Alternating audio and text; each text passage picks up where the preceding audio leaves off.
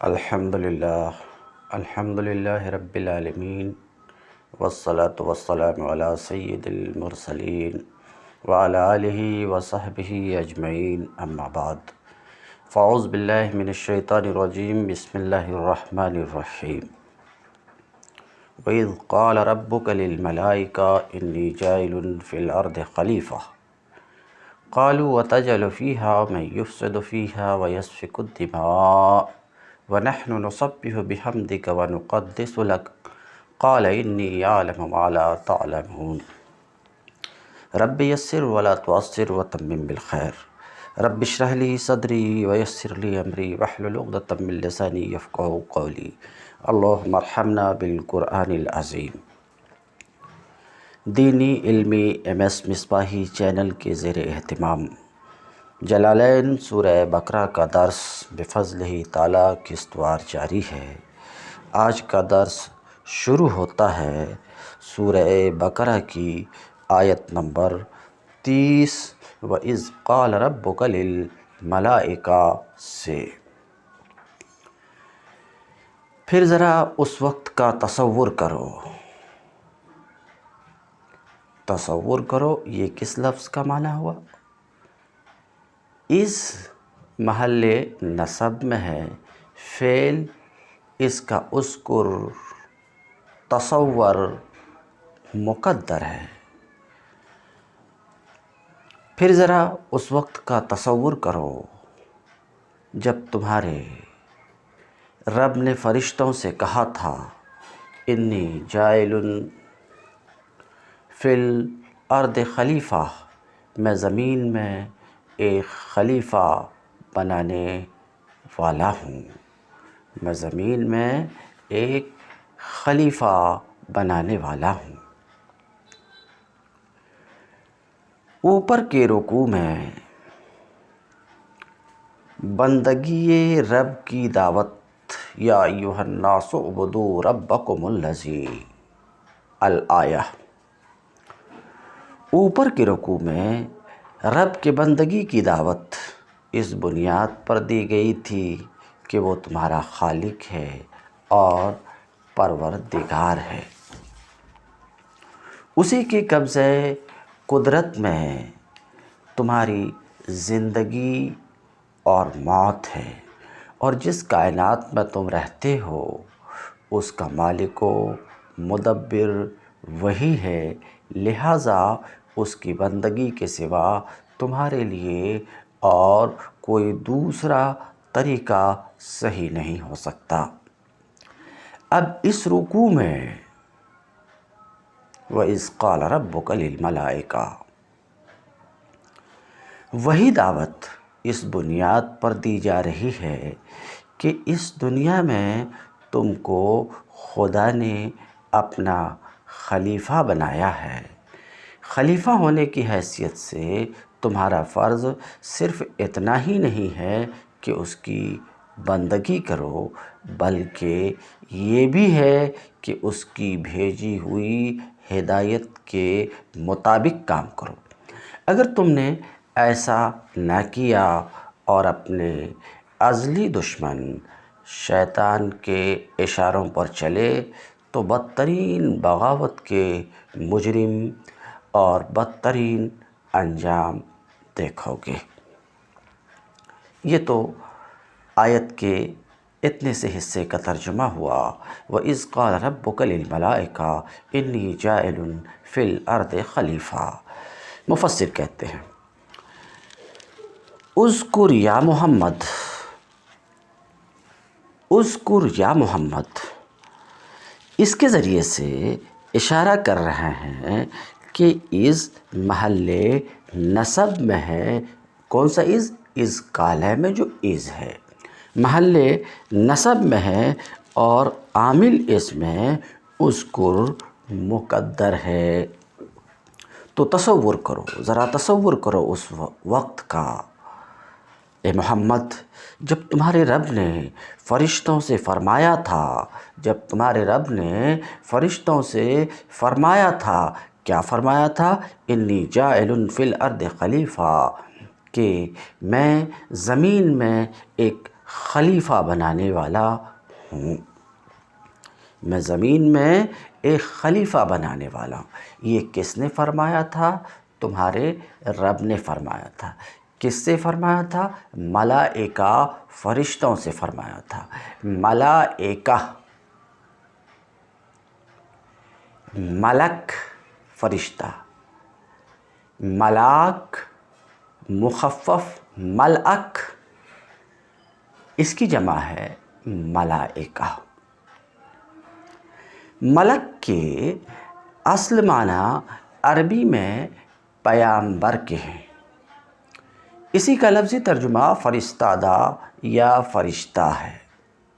یہ فرشتہ کیا ہے؟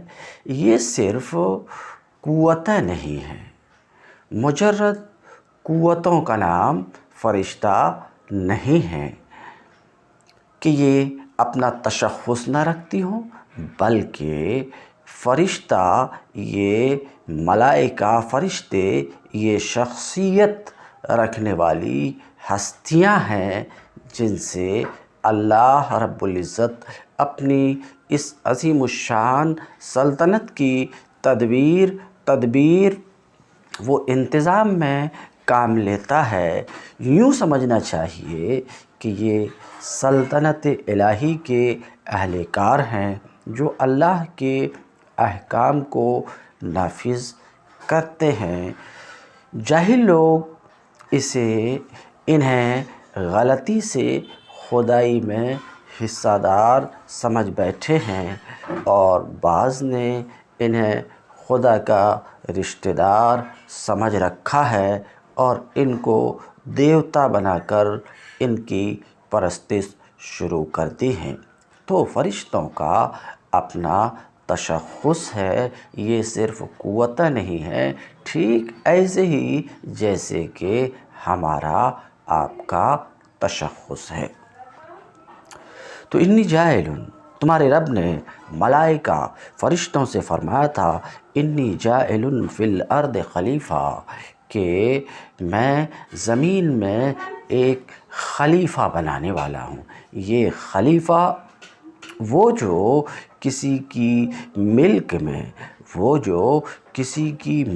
میں اس کے تفویض کردہ اختیارات اس کے نائب کی حیثیت سے اختیار کرے، حیثیت سے استعمال کرے۔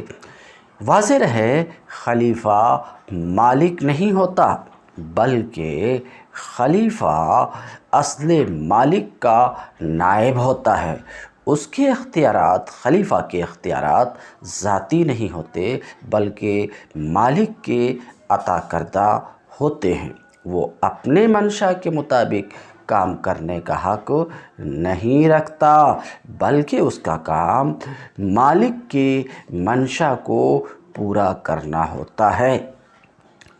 اگر وہ خود اپنے آپ کو مالک سمجھ بیٹھے اور تفویض کردہ اختیارات کو من مانے طریقے سے استعمال کرنے لگے، یا اصل مالک کے سوا کسی اور کو مالک تسلیم کر کے اس کے منشا کی پیروی اور اس کے احکام کی تعمیل کرنے لگے، تو یہ سب غداری اور بغاوت کے افعال ہوں گے۔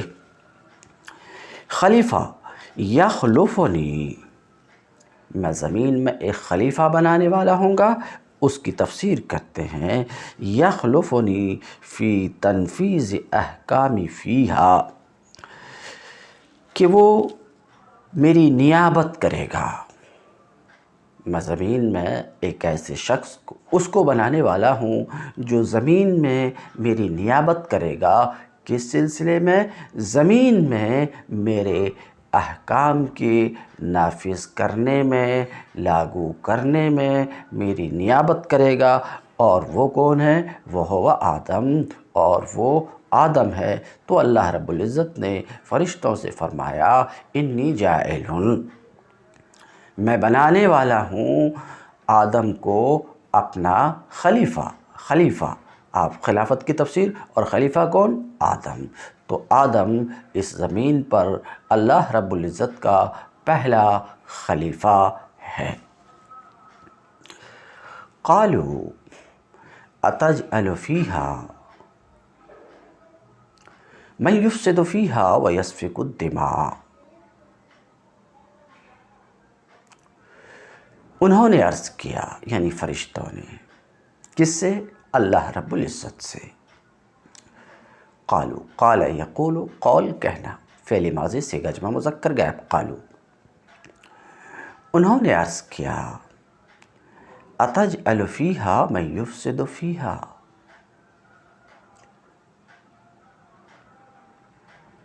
کیا تو زمین میں کسی ایسے کو مقرر کرنے والا ہے جو اس کے انتظام کو بگاڑ دے گا، وَيَسْفِكُ الدِّمَاء، اور خون ریزیاں کرے گا. مَن يُفْسِدُ فِيهَا، جو اس کے نظام کو بگاڑ دے گا. کیسے؟ بالمعاصی، جو زمین میں تخریب کاری کرے گا. افسد یفسد افساد، نظام کو بگاڑ دے گا معاصی کے ذریعے سے، نافرمانیوں کے ذریعے سے.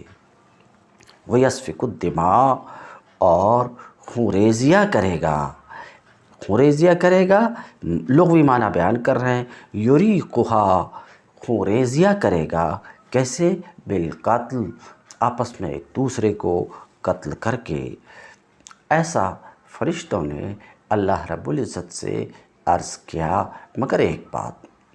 قالوا اتجعل، فرشتوں نے عرض کیا، کیا تو بنائے گا، کیا تو پیدا کرے گا، جال بمانے خلق، زمین میں اس کو جو تخریب کاری کرے گا معاصی کے ذریعے سے اور خون ریزیاں کرے گا. یہ فرشتوں نے جو رب العزت کی بارگاہ میں عرض کیا، واضح بات یہ ہے کہ یہ فرشتوں کا استفہام تھا، اعتراض نہیں تھا. کہ اس زمین پر چونکہ اللہ رب العزت نے فرمایا کہ میں خلیفہ بنانے والا ہوں، تو اس لفظ سے فرشتے سمجھ گئے کہ ایک با اختیار مخلوق پیدا کیے جانے کا ارادہ ہے. تو فرشتوں نے سمجھ لیا کہ آنے والی مخلوق اپنے اختیارات کا استعمال کرے گی. تو اس زمین پر اپنے اللہ رب العزت کے اختیارات کے سوا جب دوسرے اختیارات کا استعمال ہوگا تو یہ زمین پاک صاف نہیں رہ سکے گی. پاک صاف بھلا کیسے رہ سکے گی؟ یہ سوال تھا. یہ بات سمجھ میں نہیں آ رہی تھی فرشتوں کو. تو فرشتوں نے اللہ رب العزت سے پوچھا، تو یہ ان کا استفہام تھا. بات سمجھ میں نہیں آ رہی تھی، اس کو سمجھنا چاہ رہے تھے. یہ فرشتوں کا اعتراض نہ تھا اللہ رب العزت پر آدم کے خلیفہ بنائے جانے کے سلسلے میں. المختصر یہ استفہام تھا، اعتراض نہیں تھا. اب رہی بات یہ کہ جو انہوں نے یہ پوچھا اور پوچھتے وقت یہ جو کہا کہ جس مخلوق زیر تزویج مخلوق کی خلافت سے نظام درہم برہم ہو جائے گا، اس طور پر کہ وہ فساد مچائیں گے، اس طور پر کہ وہ قتل کریں گے. یہ کس بنا پر؟ اپنے سابقہ تجربے کے بنا پر یہ بات ان کو سمجھ میں آئی اور اس بات کو اللہ رب العزت کے سامنے رکھا. تجربہ کیا؟ اللہ رب العزت نے انسان سے پہلے جن کو پیدا کیا اور فرشتوں نے اپنی نظروں سے دیکھا کہ جن زمین میں تخریب کاری کیے، نافرمانیاں کیے اور خوریزی کیے، تو جن کو دیکھ کر ان کو ایسا محسوس ہوا، ان کو سمجھ میں آیا کہ یہ دوسری با اختیار مخلوق بھی زمین میں آئے گی تو خوریزیاں کرے گی، تخریب کاری کرے گی، نافرمانیاں کرے گی، تو فرشتوں نے اللہ رب العزت سے عرض کیا کہ آنے والے زیر تجویز مخلوق سے بھی ایسی ہی کچھ توقع ہے. کہتے ہیں یریکھا بالقتل، خوریزیاں کرے گی، کس کے ذریعے سے؟ قتل کے ذریعے سے. جیسا کہ بنو الجان کیے، خوریزیاں کیے، تخریب کاری کیے بنو الجان. یہ جان کون ہے؟ ابو الجن، جن کے باپ. تو اب اس کی جو اولاد ہوئی، جان کی اولاد جو ہوئی، اس کو کہا بنو الجان. جس طریقے سے کہ آدم علیہ السلام ابو البشر ہیں، تو انہوں نے جو یہ کچھ جانا کہ خوریزیاں کریں گی، سمجھ رہے ہیں، زیر تجویز مخلوق بھی خوریزیاں کرے گی، تو اس بات کو انہوں نے جانا. کیسے جانا؟ ثقلین میں سے ایک کا دوسرے پر قیاس کرتے ہوئے. جس طریقے سے کہ بنو الجان کیے، وَكَانُوا فِيهَا، یہ بنو الجان بھی زمین میں رہے. فَلَمَّا أَفْسَدُوا، جب بنو الجان نے زمین میں فساد مچایا تو اللہ رب العزت نے ان کی طرف، بنو الجان کی طرف فرشتوں کو بھیجا. فَطَرَدُوهُمْ، تو یہ فرشتے ان بنو الجان کو جزائر اور پہاڑوں کی طرف کھدیڑا بھگایا. وَنَحْنُ نُسَبِّحُ بِحَمْدِكَ وَنُقَدِّسُ لَكَ، تو فرشتوں نے کیا کہا؟ حالانکہ ہم تیری حمد کے ساتھ پاکی بیان کرتے ہیں، تسبیح بیان کرتے ہیں. وَنُقَدِّسُ لَكَ، اور تیری پاکی بیان کرتے ہیں. وَنَحْنُ نُسَبِّحُ مُتَلَبِّسِينَ بِحَمْدِكَ، متلبسین سے اشارہ کرنا چاہ رہے ہیں کہ بحمدک میں با ملابست کے لیے ہے. یہ ملابست کے لیے یعنی حمد کے ساتھ تیری تسبیح بیان کرتے ہیں، یعنی فرشتے یہ کہہ رہے ہیں کہ ہم سبحان اللہ بولتے ہیں، اللہ کی حمد کرتے ہوئے. وَنُقَدِّسُ لَكَ، نُنَزِّهُ عَمَّا لَا يَلِيقُ بِكَ، اور فرشتے عرض کر رہے ہیں کہ ہم تیری پاکی بیان کرتے ہیں ان باتوں سے جو تیرے شایان شان نہیں ہیں. تقدیس.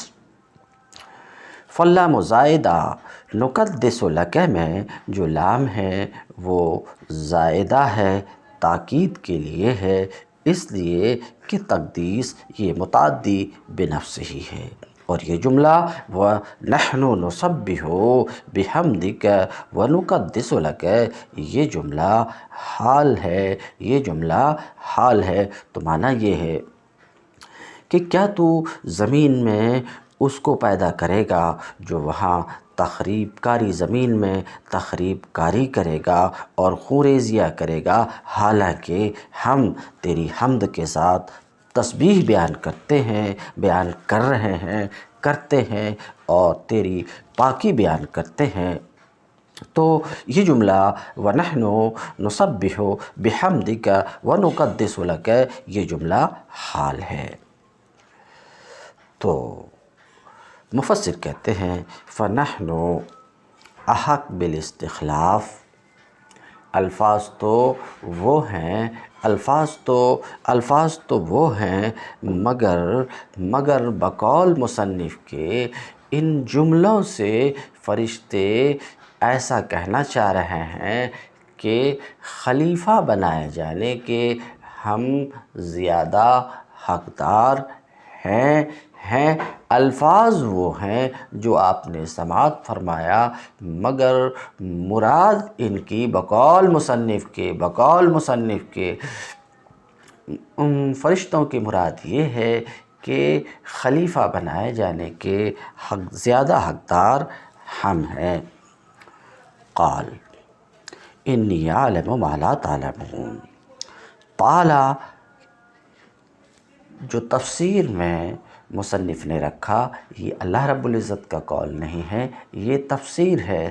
تعالی سے اشارہ کرنا چاہ رہے ہیں کہ کالا کی ضمیر کا مرجع اللہ رب العزت ہے، یعنی اللہ تبارک و تعالی نے فرمایا، کیا فرمایا؟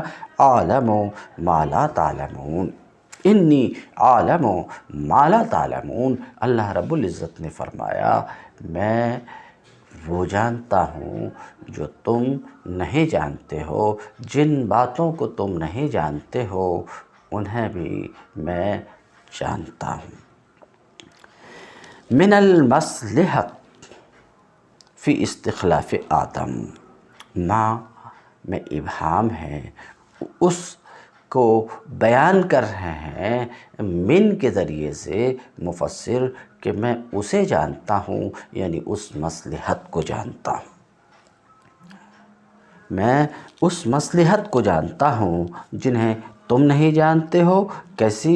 آدم کے خلیفہ بنائے جانے کی مصلحت کو میں جانتا ہوں، جنہیں اے فرشتوں تم نہیں جانتے ہو کہ آدم کی ذریت میں فرما بردار بھی ہوں گے اور نافرمان بھی ہوں گے، تو ان کے درمیان عدل ظاہر ہوگا۔ فقالوا لن يخلق،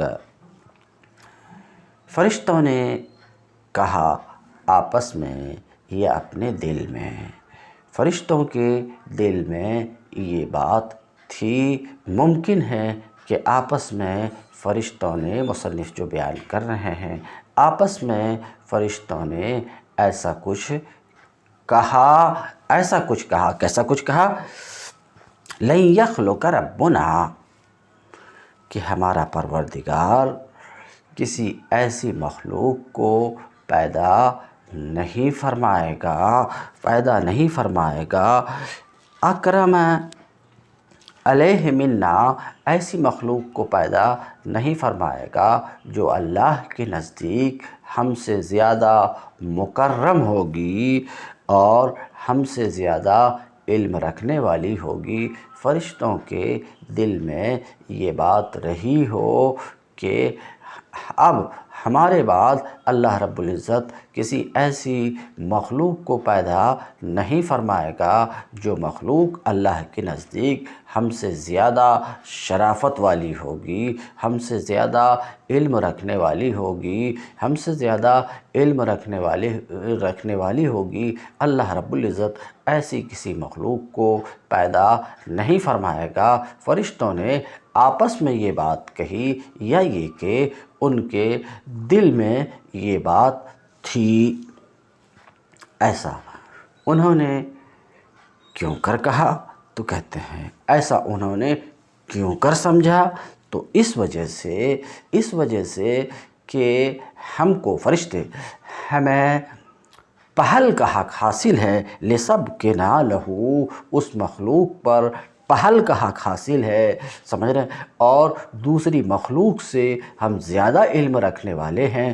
کیونکہ ہم نے وہ کچھ دیکھا ہے، پہلے ہونے کی وجہ سے ہم نے وہ کچھ دیکھا ہے جو دوسری مخلوق نہ دیکھ سکی۔ کہتے ہیں ولا عالم، اور ہم سے زیادہ علم والی کسی مخلوق کو ہمارا رب پیدا نہیں کرے گا، کیونکہ لِسَبْقِنَا لَهُ، اس مخلوق پر ہم کو، فرشتے کہہ رہے اس مخلوق پر ہم کو پہل کا حق حاصل ہونے کی وجہ سے اور ہمیں وہ کچھ دیکھنے کی وجہ سے جو انہوں نے نہیں دیکھا، چونکہ فرشتوں نے آپس میں ایسا کچھ کہا، آپس میں ایسا کچھ کہا، یا ان کے دل میں یہ بات چل رہی تھی کہ کوئی ایسی مخلوق تو اب آ نہیں سکتی ہے، کوئی ایسی مخلوق تو اب آ نہیں سکتی ہے جو ہم سے زیادہ علم رکھنے والی ہو اور اللہ کے نزدیک ہم سے زیادہ شرف و قدر رکھنے والی، یہ بات ان کے دل میں چل رہی تھی۔ فَخَلَقَ تعالیٰ آدم، تو اللہ رب العزت نے آدم کو پیدا فرمایا۔ من عدیم الارض سے آدم کی وجہ تسمیہ بتانا چاہ رہے ہیں۔ آدم ماخوذ ہے عدیم الارض سے، عدیم تمام سب، یعنی پوری زمین، من عدیم الارض پوری زمین، ای وجہہا ساری زمین کے بالائی حصے سے، بہی طور کہ اللہ رب العزت نے زمین سے تمام قسم، زمین سے تمام قسم، تمام رنگ کی مٹیوں کو لیا، تمام رنگ کی مٹیوں کو لیا۔ وَأُزِنَتْ بِالْمِيَاهِ الْمُخْتَلِفَةِ، ایک دوسرے نسخے میں ہیں وَأَجَنَ بِالْمِيَاهِ الْمُخْتَلِفَةِ، پورے روئے زمین کے اوپر کے حصے سے تمام قسموں کی مٹی کو لیا اور اس مٹی کو زمین کے مختلف پانیوں سے گوندھا۔ اجن وَأُجَنَتْ، اور گوندھی گئی، تو تمام قسم کے پانیوں سے مٹی کو گوندھا۔ وَسَوَّاهُ، اور آدم کا پتلا تیار کیا، صاف لفظ میں اس کو برابر کیا، سیدھا کیا، اور آدم کا پتلا تیار کیا، پھر اس پتلے میں روح پھونکی، وَنَفَخَ فِيهِ الرُّوحَ، اور اس میں روح پھونکی۔ فَصَارَ حَيْوَانًا حَسَّاسًا بَعْدَ إِنْ كَانَ جَمَادًا، تو بے جان رہنے کے بعد پتلا تیار ہوا، بے جان تھا وہ پتلا روح کے پھونکے جانے سے پہلے، مگر روح کے پھونکے جانے کے بعد صار حیوانا حساس، جاندار، حساس وہ بن گیا، یعنی حس والا، دیکھنے، سننے، سونگھنے، چکھنے والا وہ جاندار بن گیا۔ وَعَلَّمَ آدَمَ الْأَسْمَاءَ كُلَّهَا ثُمَّ عَرَضَهُمْ عَلَى الْمَلَائِكَةِ، اور اللہ تبارک و تعالیٰ نے آدم کو تمام اسماء سکھایا، یعنی تمام چیزوں کے نام کا علم عطا کیا۔ وَعَلَّمَ آدَمَ الْأَسْمَاءَ، اے اسماء المسمیات، اسماء المسمیات سے یہ اس تفسیر سے مصنف اشارہ کرنا چاہ رہے ہیں کہ الاسماء، علم آدم الاسماء، الاسماء میں الف لام مضاف الیہ کے بدلے میں ہے، مراد مسمیات ہے، یعنی علم آدم اسماء المسمیات، اور مسمیات سے مراد ہے اسماء کے مدلولات، اسماء کے جو نام ہیں، نام کے مدلولات، چاہے وہ جواہر ہوں، آراز ہوں، یا معنی ہوں، یہ مراد ہے۔ اے اسماء المسمیات سے اشارہ کرنا چاہ رہے ہیں کہ اسماء پر جو الف لام ہے، اسماء پر جو الف لام ہے وہ مضاف الیہ کے بدلے میں ہے۔ تمام چیزوں کے نام کا علم عطا فرمایا، اللہ تعالیٰ نے آدم کو علم عطا کیا، کیا؟ الاسماء کلہا، تمام چیزوں کے نام، کہتے ہیں حتی القصع والقصیع، یہاں تک کہ تمام چیزوں کے نام، یہاں تک کہ پیالہ اور پیالی، قصیع پیالی تصغیر، یہاں تک کہ پیالہ اور پیالی کا بھی علم دیا، والفسوع اور ریح اور پھسکی کا بھی علم دیا، والمغرفہ، یہاں تک کہ کفچا، کرچول، اس جیسی چھوٹی چھوٹی چیز کا بھی اللہ تعالیٰ نے آدم کو علم عطا فرمایا۔ کیسے علم عطا فرمایا؟ بِأَنْ أَلْقَى فِي قَلْبِهِ عِلْمَهَا، کیسے علم عطا فرمایا؟ بِأَنْ أَلْقَى فِي قَلْبِهِ، اس طور پر کہ اللہ تبارک و تعالیٰ نے آدم کے دل میں تمام چیزوں کے ناموں کو ڈال دیا۔ آج کے وقت میں اس کیفیت کو سمجھنا کچھ مشکل نہیں ہے۔ ثم عرضهم علی الملائکہ، پھر اللہ رب العزت نے ان کو، کن کو؟ وَعَلَّمَ آدَمَ الْأَسْمَاءَ كُلَّهَا، تمام چیزوں کے نام، تمام مسمیات کے نام کا علم عطا کیا، علم دیا، سکھایا، اور ان کو یعنی مسمیات کو، چیزوں کو، عرضہم، ان مسمیات کو فرشتوں پر پیش کیا۔ المسمیات بتانا چاہ رہے ہیں، عرضہم میں جو ہا ضمیر منصوب متصل ہے، اس ضمیر کا مرجع ہے مسمیات، مراد ہے مسمیات، تمام مسمیات کو پیش کیا۔ وفیہ تغلیب العقلاء، اس عبارت سے مصنف کی مراد یہ ہے کہ یہاں ضمیر مذکر کی لائی جا رہی ہے، عرضہم ہے، عرضہا نہیں ہے، یا عرضہن نہیں ہے، تو ضمیر مذکر کی لائی گئی ہے اور جمع لائی گئی ہے اس طور پر کہ یہاں عقلاء کو غیر عقلاء پر، ذوی العقول کو غیر ذوی العقول پر غلبہ دے دیا گیا ہے۔ مراد ذوی العقول بھی ہیں، غیر ذوی العقول بھی ہیں، تو ذوی العقول کو غیر ذوی العقول پر غلبہ دے کر ضمیر جمع مذکر کی لائی گئی، جمع مؤنث یا واحد مؤنث جو درجے میں جمع کی ہوتی ہے وہ ضمیر نہیں لائی گئی۔ کہتے ثم عرضہم، اے المسمیات، تفسیر سے بتانا چاہ رہے ہیں کہ ہم کی ضمیر کا مرجع مسمیات ہے، اس سے مراد مسمیات ہے، یعنی ان مسمیات کو پیش کیا اللہ رب العزت نے، کس پر پیش کیا؟ فرشتوں پر پیش کیا۔ کہتے ہیں فیہ تغلیب العقلاء، یہاں جو ضمیر جمع مذکر کی لائی گئی ہے، جمع مذکر کی ضمیر لائی گئی ہے اس طور پر کہ عقلاء کو غیر عقلاء پر غلبہ دے دیا گیا۔ پھر ان مسمیات کو فرشتوں پر پیش کیا۔ فقال انبئونی باسماء ہؤلاء، اللہ رب العزت نے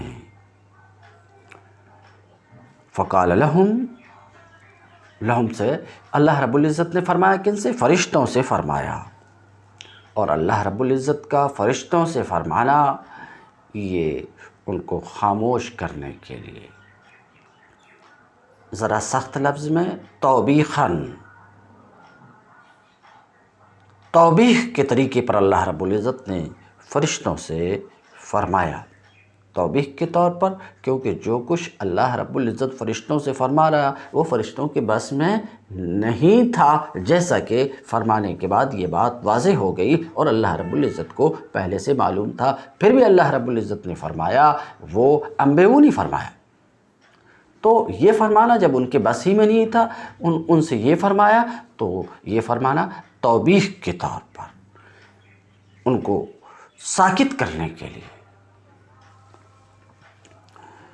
تو ان مسمیات کو فرشتوں پر پیش کرتے ہوئے اللہ رب العزت نے فرمایا انبئونی اخبرونی، لغوی معنی، اس تفسیر سے لغوی معنی بیان کر رہے ہیں۔ انبئونی اے اخبرونی، بتاؤ،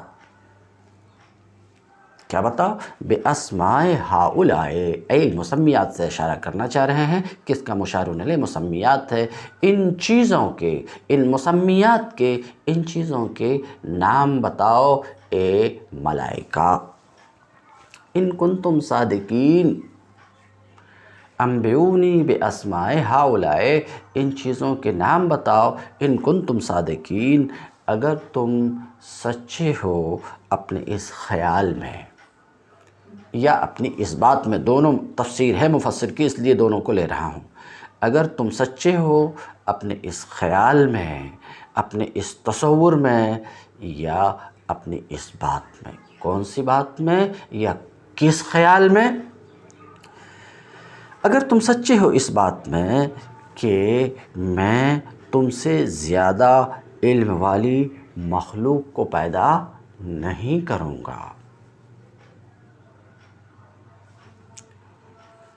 یا اس بات میں کہ تم خلافت کے زیادہ حقدار ہو، اس بات میں اگر تم سچے ہو تو ان چیزوں کے نام بتاؤ۔ سوال، انبئونی باسماء ہؤلاء ان کنتم صادقین، اگر تم اپنی اس بات میں یا اپنے اس خیال میں سچے ہو کہ میں تم سے زیادہ مکرم کسی مخلوق کو پیدا نہ کروں گا، یا خلافت کا زیادہ حقدار میں ہوں، اگر تم اس خیال میں سچے ہو، انبئونی، تو بتاؤ ان چیزوں کے نام۔ ایک منٹ، یہ قرآن پاک کا جملہ انبئونی باسماء ہؤلاء ان کنتم صادقین، جملہ اس لیے بولے کہ شرط اور جزا ہے، عام نحویوں کے یہاں جزا کی تقدیم شرط پر جائز ہے، تو ایک ہی جملہ رہا۔ تو اس جملے میں واضح طور پر اشارہ ہے، جس کی تصریح قرآن پاک کے دوسرے مقام پر بھی ہے، کہ کرامت، شرافت اللہ کے نزدیک علم سے حاصل ہوتی ہے، اور خلافت کا ظاہری معیار بھی علم ہی ہے، کرامت کا ظاہری معیار بھی علم ہی ہے۔ تو اللہ رب العزت اس جملے میں اشارہ فرما رہا ہے کہ کرامت حاصل ہوتی ہے علم سے، شرافت حاصل ہوتی ہے علم سے، بزرگی حاصل ہوتی ہے علم سے، اور میرا جانشین بننے کا حقدار وہ ہے جس کے پاس علم ہے۔ تو قرآن پاک کی اس آیت میں اشارہ ہے، اور دوسری آیت میں تو اس بات کی تصریح ہے، اقرا وربک الاکرم، کرامت حاصل ہوتی ہے پڑھنے سے۔ مگر ہمارے سماج میں بہت افسوس ہے کہ لوگ کہتے ہیں پڑھنے سے کیا ہوتا ہے، علم حاصل کرنے سے کیا ہوتا ہے؟ بڑے خاندان میں پیدا ہونے سے، بڑے خاندان میں پیدا ہونے سے، بڑے باپ کے گھر میں پیدا ہونے سے شرافت حاصل ہوتی ہے، بزرگی حاصل ہوتی ہے، اور وہی خلیفہ بننے کے لائق ہوتا ہے، جانشین بننے کے لائق ہوتا ہے۔ یہ آج ہمارے سماج میں یہ نظریہ ہی نہیں ہے، بلکہ اس کے اوپر عمل ہو رہا، اس کے اوپر ہمارے سماج میں آج عمل ہو رہا ہے۔ بہت دکھ کی بات ہے، بہت دکھ کی بات ہے کہ آج پورے سماج کا نظام جو بگڑا ہوا ہے، سماج کا نظام جو بگڑا ہوا ہے، وہ اس قرآنی نظریے کے سے اختلاف کی وجہ سے ہے۔ آج عام طور سے یہ سمجھا جاتا ہے کہ کسی بڑے خاندان میں جو پیدا ہوا وہ کریم ہے، وہ شریف ہے، وہ عزت والا ہے، اور کسی بڑے گھر میں پیدا ہوا تو وہی سجادہ نشین اور جانشین ہو سکتا ہے۔ مگر اللہ رب العزت نے اس نظریے کی تردید کی، کیا انبئونی باسماء ہؤلاء ان کنتم صادقین، صادقین یعنی کرامت میرے نزدیک، عزت میرے نزدیک، شرافت میرے نزدیک، سمجھ رہے ہیں، حاصل ہوتی ہے۔ اسی طریقے سے خلافت سے میں اسے نوازتا ہوں جس کے پاس زیادہ علم ہو، زیادہ علم ہو، زیادہ علم ہو۔ کہتے ہیں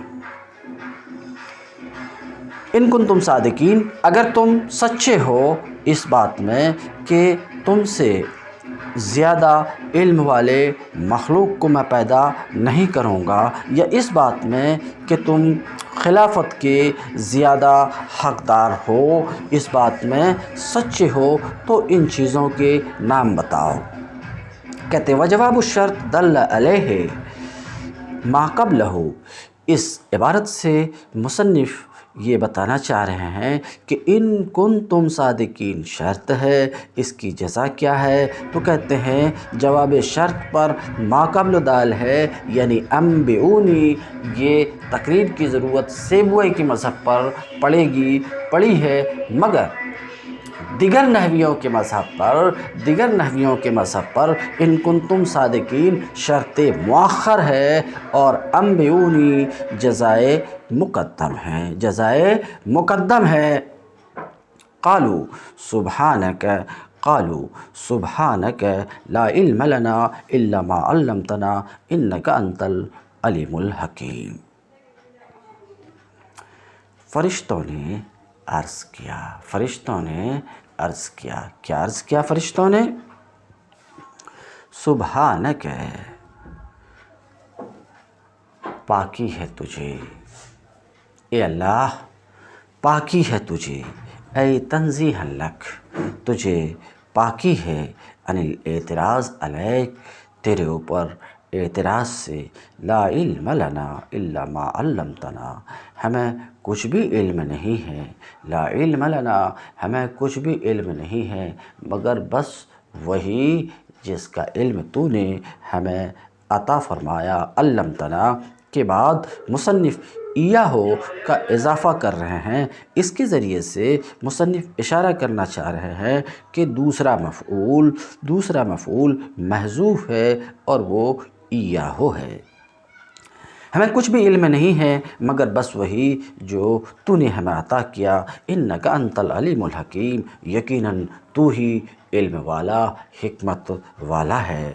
کہتے ہیں تاکید للکاف، انک انت میں انت، یہ کاف کی تاکید ہے، کاف کی تاکید ہے، مسند الیہ کی تقریر کے لیے ہے، یقیناً تو ہی علم حکمت والا ہے، جس کے علم اور حکمت سے کوئی چیز خارج نہیں ہے۔ تم الدرس اليوم، وآخر دعوانا ان الحمد للہ رب العالمین۔